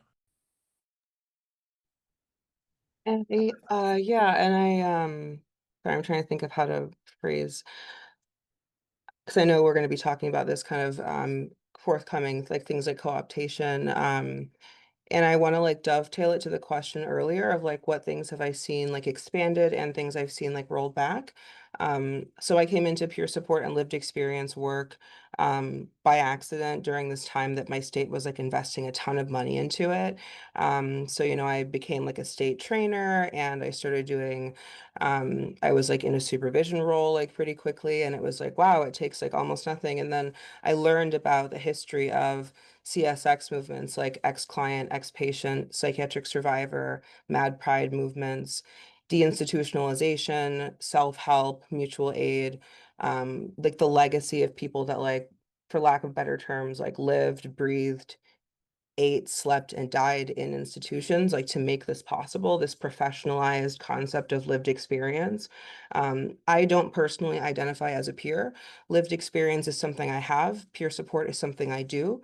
I forgot who said it, but there's someone, it might be Lynn Legere, who said like you can only like it's a relational process, so you can only peer with another person. I don't ascribe my personal identification like who I am with what I produce for a labor system or a service that I offer, because peer support for me is the commodification of human relationship. And also, for me, like when I recruit or hire people or train people in like non-carceral peer respite, all these things we call it, I'm specifically looking for people that have lived experience, but it's a certain kind. I came into peer support not using diagnostic language. I don't use symptoms to describe my experience. Being from like a Africanized context, like those things were historically oppressive to me. And that's exactly why I think peer support is so inaccessible. We lose out on communities that don't want to refer them to themselves as medicalized contexts, that don't want to see themselves from a problem-focused lens. So I would never tell people I'm hiring, you have to identify as a person with substance use and mental health and life like trauma.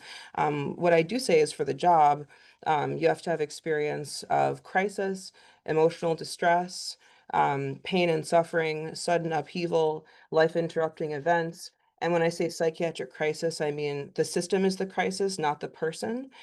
So for me, a peer, or quote, someone that works as a peer in a supporter role is someone that has lived experience and is utilizing that lived experience of oppression, harm, traumatization, violations of autonomy, violations of civil liberties by the hands of a harmful system, and is moving that lived experience in a way that centers the voice, choice, and self-determination of another person. And if you're not doing that, I don't think it's peer support. And there's a difference between being peer with someone and being in a peer support role. And I don't like to do the whole like accreditation bullshit, because I have a lot of issues with certification as a former certified trainer, but I am the former board president of the now dissolved National Association of Peer Supporters. A movement doesn't need a national association. It's very strange that we had one ever. I was just here to ferry it on its way out. But I think there's a lot of conversation around fidelity. What does it mean when we have turned a actual civil rights movement into a paid profession? Like, we don't have diversity, equity, and inclusion supporters that are like, let's teach each other how to be more human. So, you know, I think unless you're doing that supporter role, it's really an advocacy focused, it's a rights preservation, it's a rights protection perspective.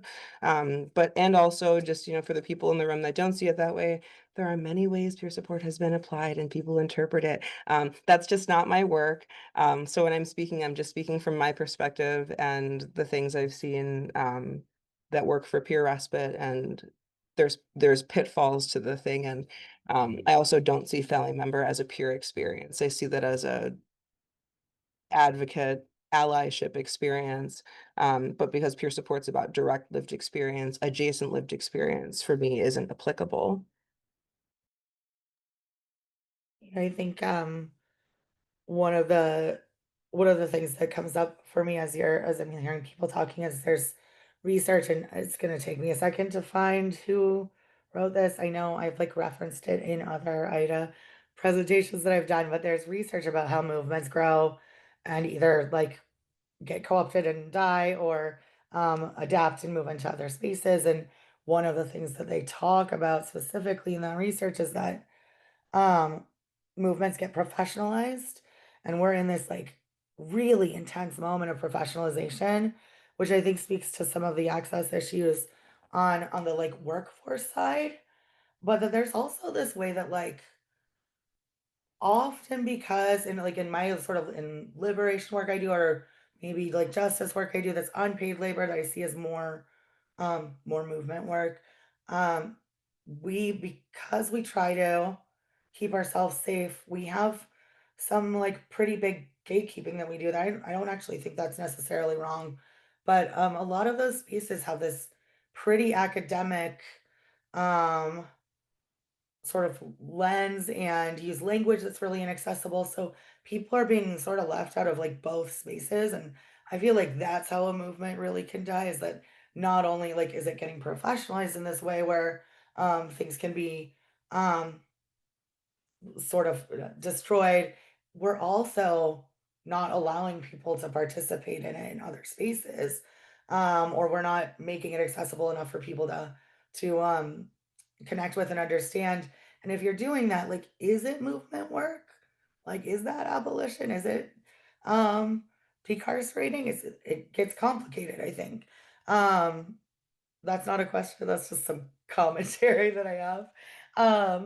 I want to move on to, we don't have very much time left, so I want to move on to sort of our last question, where things can get more hopeful. And I'm planning to skip out on me talking at the end of this because I am much more interested in what you all think. But given all of the things that have shifted, um, since 2020, and really before that, but what are some like concrete steps or political commitments that you think are essential for advancing liberation, peer-led, community-based crisis response in the years coming up?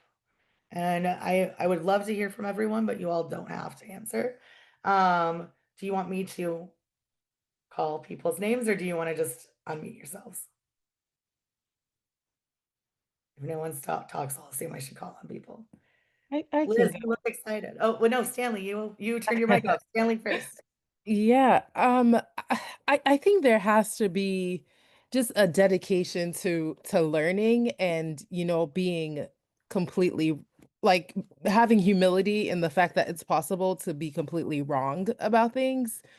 Um, there's so many times I've come in and I'm like, this is it. This is how it's going to happen. I'm so clear of it. I've read all the books. I've talked to all the people, and like my heart is telling me I'm having dreams about it, and I'm just wrong. And it's very humbling, and just building spaces where you feel safe enough to say, you know what, I was wrong about this. This is what I've learned from this, and this is what I'd like to do differently. That space to hold you and nurture you, because this work is hard and you're not always going to be right about things. So I think moving into this next period, especially as we experiment with the new Rochester program, I'm very humbled going in, and I'm really grateful to have a space of folks who I admire, who I look up to, who I feel like it's okay to experiment and not get it right the first 17 times, but just keep trying and moving and trying and moving and just loving on each other. So that's what I think is going to be needed moving forward.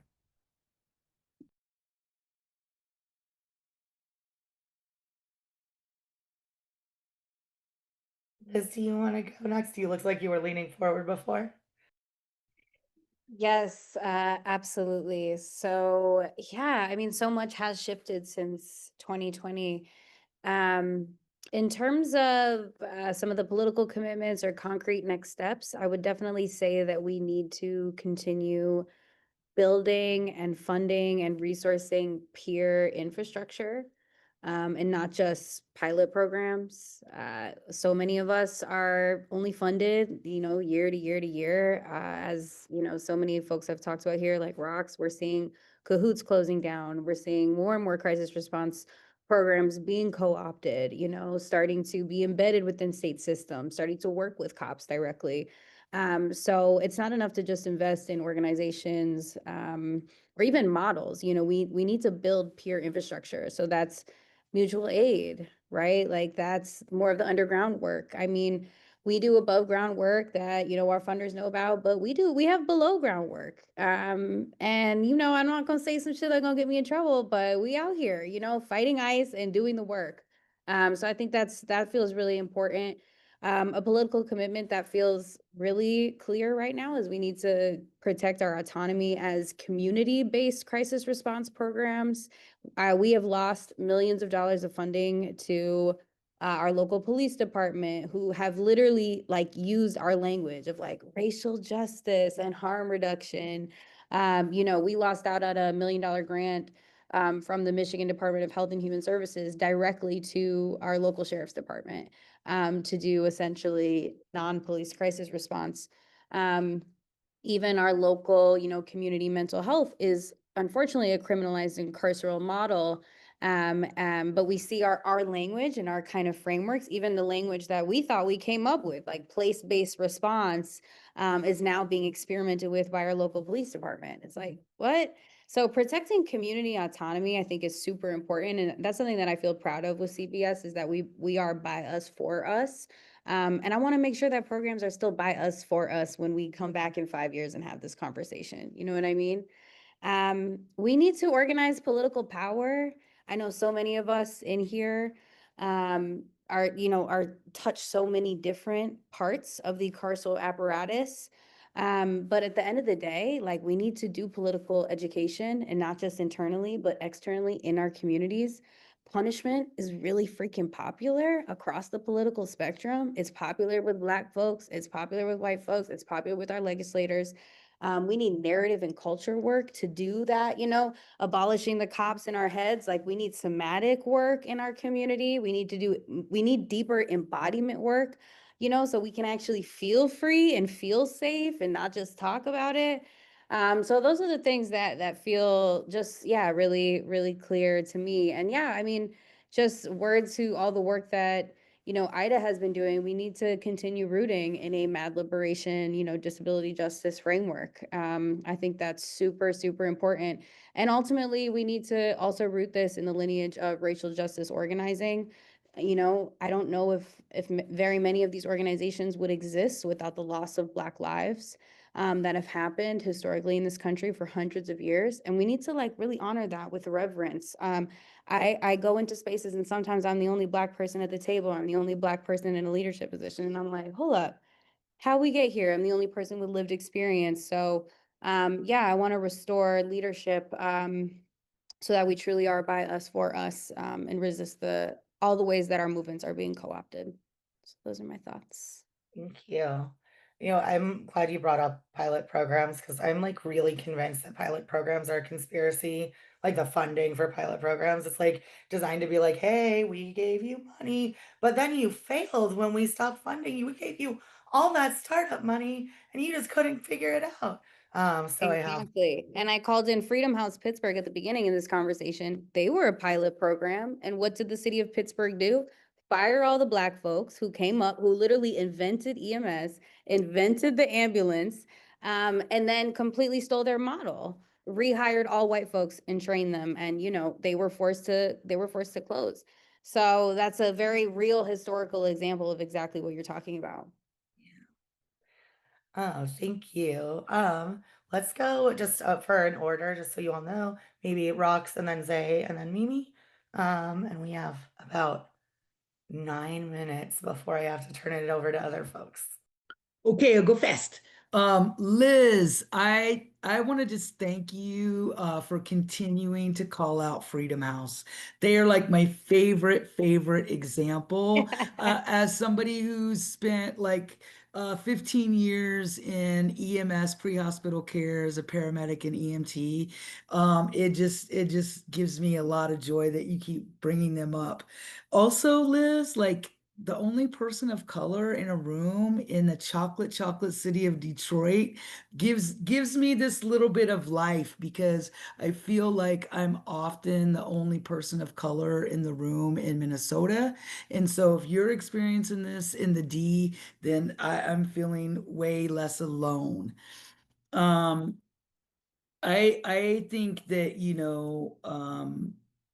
it feels like really important to say that when we built out rep, one of the things that we said over and over, that we were building this bicycle or a ship or a plane. It sometimes varied depending on what we were talking about as we rode it.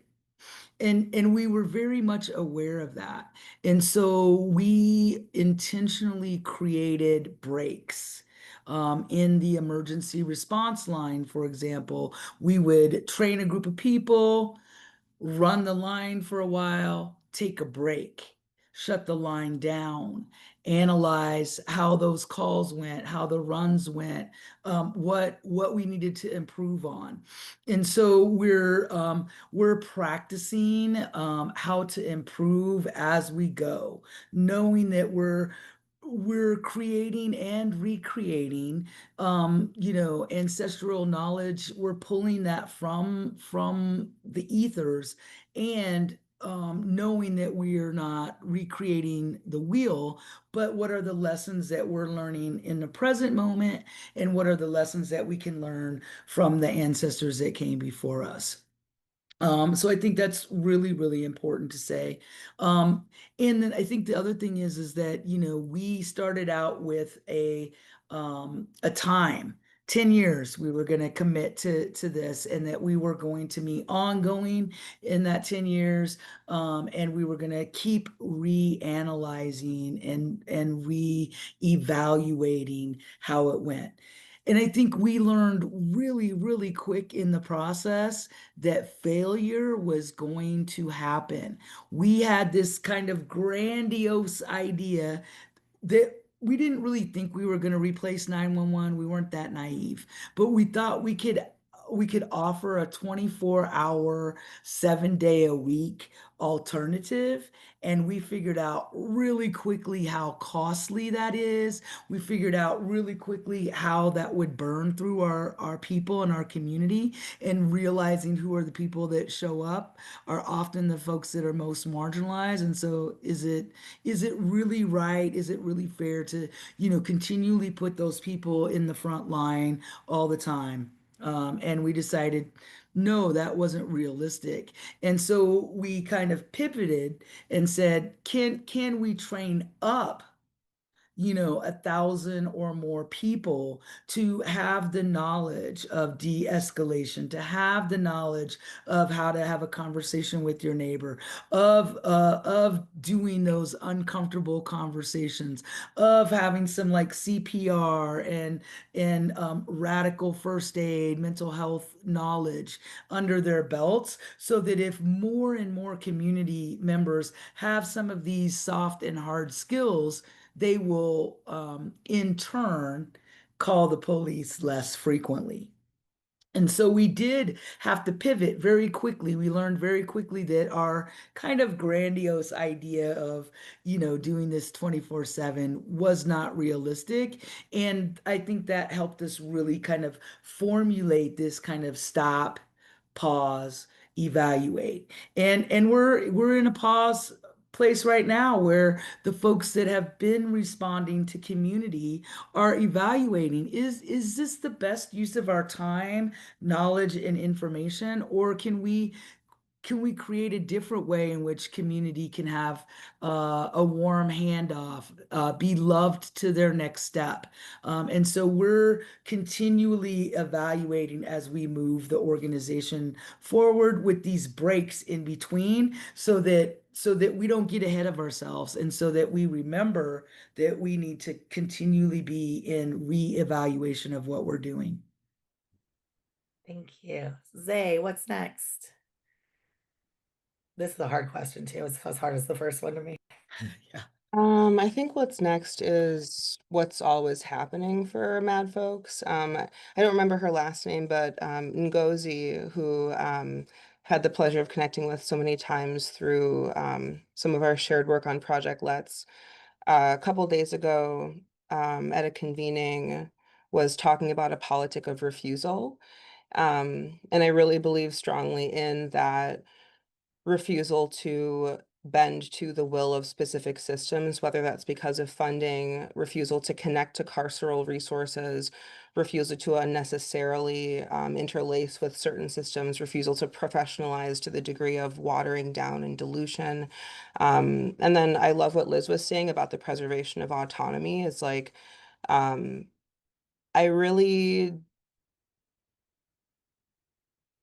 not just with the preservation of autonomy, there's the capacity to have these hard conversations. And I guess when I think about non-carceral work, no matter what the effort is, when we get professionalized, for some reason, we stop listening to survivors.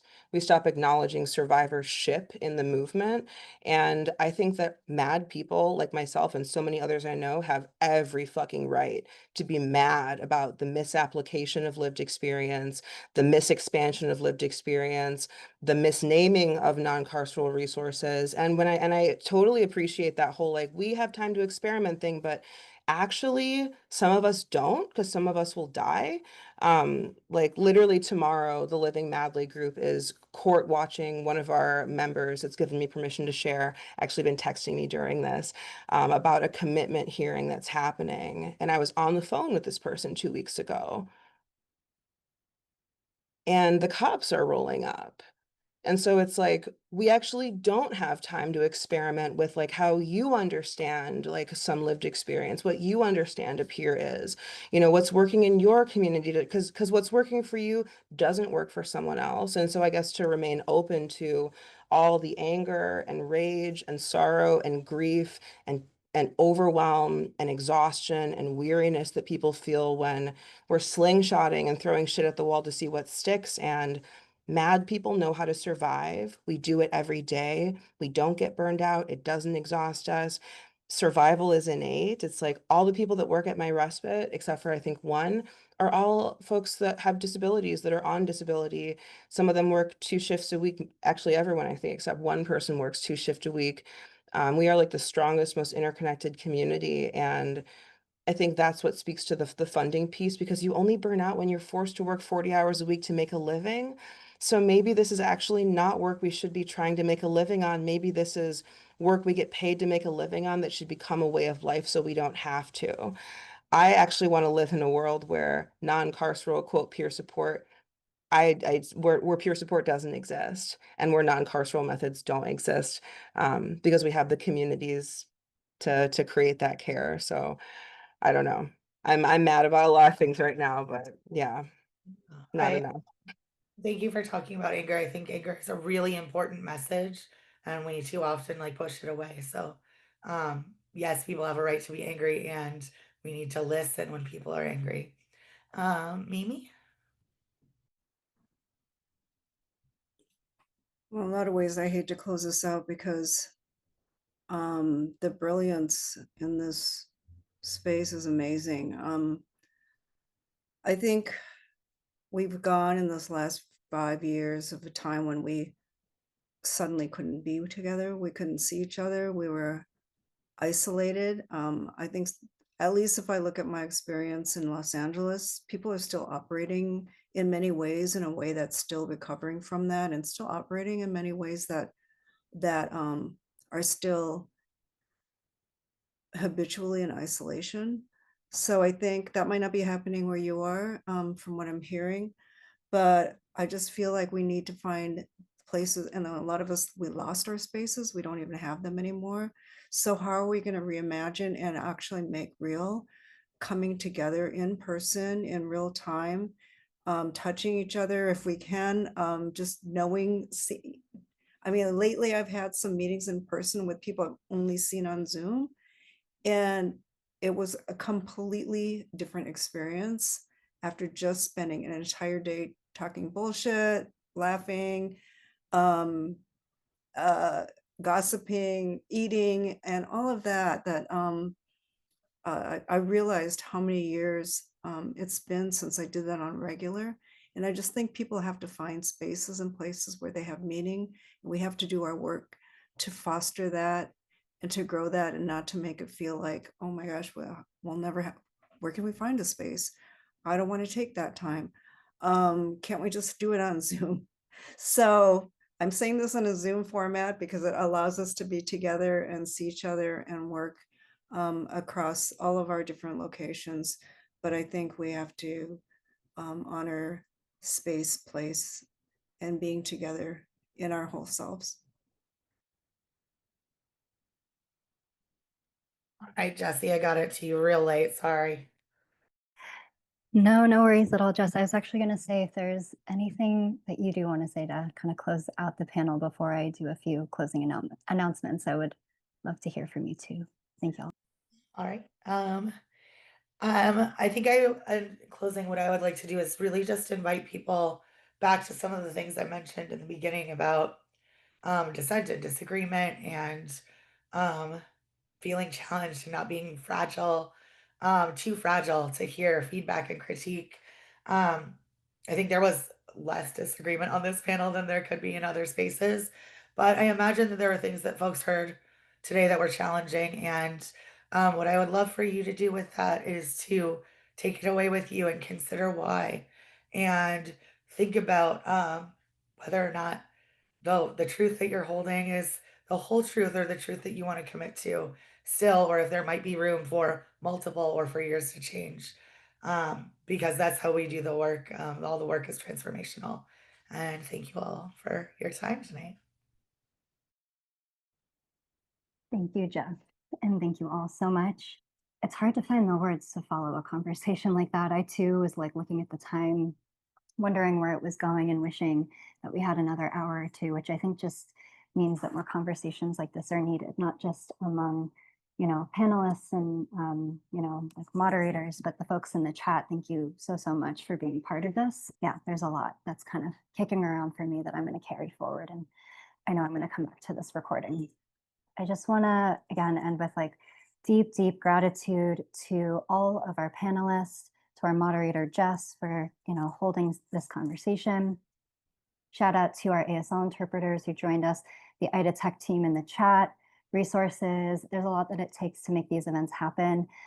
All of the folks who helped organize and plan the panel. It's been a month in the making. And then again, to all of you for being here. And one of the other things that I wanted to give a particular plug for is we have a feedback form that's going to be dropped in the chat. We always do an event feedback form, and we really read the responses, and we value hearing like, what was your experience of this particular conversation?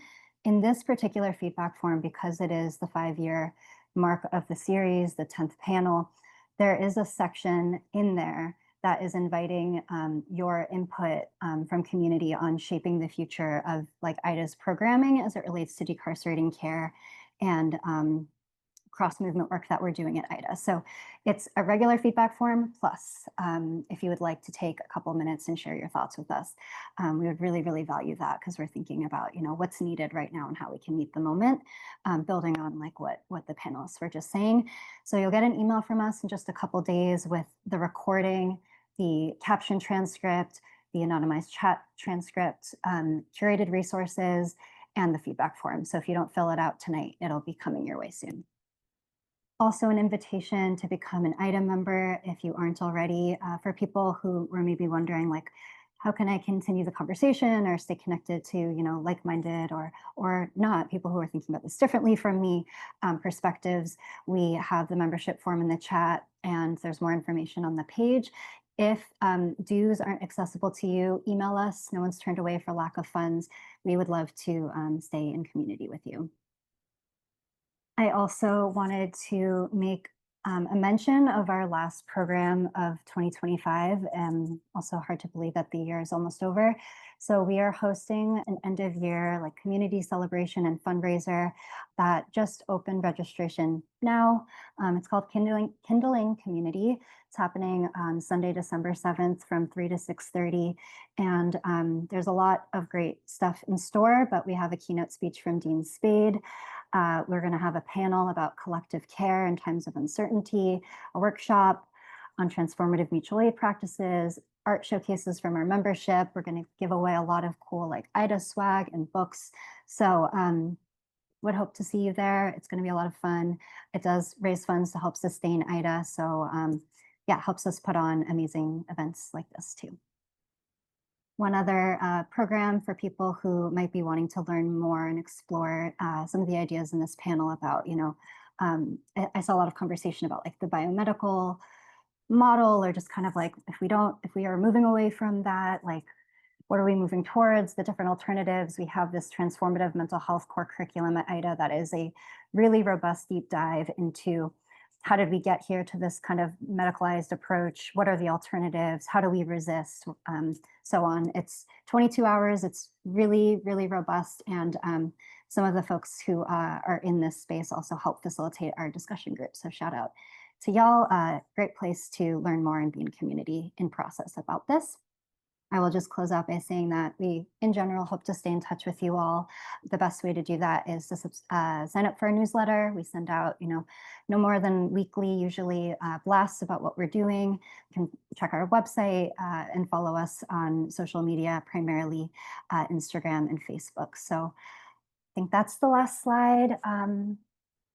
Yeah, thank you all again for being here, and looking forward to seeing what comes from tonight and where the conversation goes from here and how we'll all be shaping that together.